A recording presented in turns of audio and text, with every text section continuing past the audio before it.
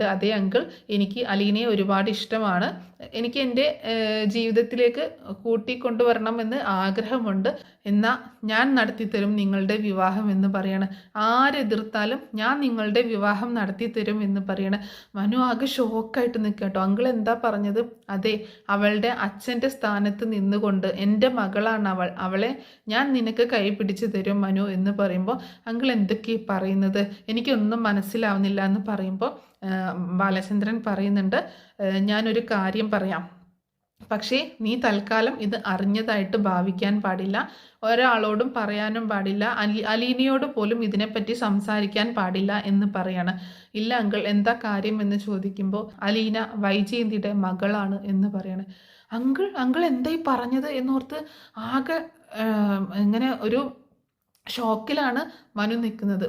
ഞാൻ പറഞ്ഞത് സത്യമാണ് മനു, വൈജ പ്രസവിച്ച വൈജയുടെ മകളാണ് അലീന എന്ന് പറയണം. വെറുതെയല്ല, അന്നും ഞാൻ നിന്നോട് പറഞ്ഞില്ലേ, നിന്റെ മുത്തശ്ശൻ വെറുതെ ഒരു സ്ഥലത്ത് പോയി ചാരിറ്റി നടത്തുക, അതും ഇത്രയും ദൂരം വന്നിട്ട് ഒരു ഹോം നഴ്സിനെ കണ്ടെത്തുക, ഇതിൻ്റെ പുറകിലൊക്കെ എന്തെങ്കിലും കാരണം ഉണ്ടാകുമെന്ന് അന്ന് തന്നെ ഞാൻ നിന്നോട് പറഞ്ഞതില്ലേ. ഇതാണ് ആ കാരണം.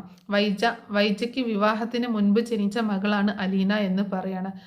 അപ്പോൾ മനു ആണെങ്കിൽ ആകെ ഷോക്കായിട്ട്, അതും ബാലചന്ദ്രൻ അറിഞ്ഞിരിക്കുകയാണ് ആ കാര്യങ്ങളൊക്കെ. മനുവിനും ആർക്കും അറിയാത്തൊരു കാര്യങ്ങളാണ്. അപ്പോൾ എന്താ അങ്കിൾ ഈ പറയുന്നത്, എനിക്കൊന്നും മനസ്സിലാവുന്നില്ല എന്ന് പറയുമ്പോൾ ബാലചന്ദ്രൻ എല്ലാ കാര്യങ്ങളും മനുവിനോട് പറയാണ്. അന്ന് പണ്ട് ആഗ്രയിൽ കുറച്ച് നാൾ വൈജയന്തി പോയി താമസിച്ച കാര്യം നിനക്ക് ഓർമ്മയുണ്ടോ എന്ന് ചോദിക്കുമ്പോൾ, എനിക്ക് ചെറുതായിട്ട് ഓർമ്മയുണ്ട് അങ്കിൾ, അന്ന് ഞാൻ കുഞ്ഞായിരുന്നല്ലോ എന്ന് പറയണം.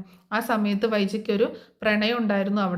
അവിടെ ഗംഗേട്ടൻ്റെ കൂടെ വർക്ക് ചെയ്തിരുന്ന ക്യാപ്റ്റൻ സ്റ്റാൻലി എന്ന് പറഞ്ഞ ഒരു പട്ടാളക്കാരനുമായിട്ടൊരു പ്രണയം ഉണ്ടായിരുന്നു.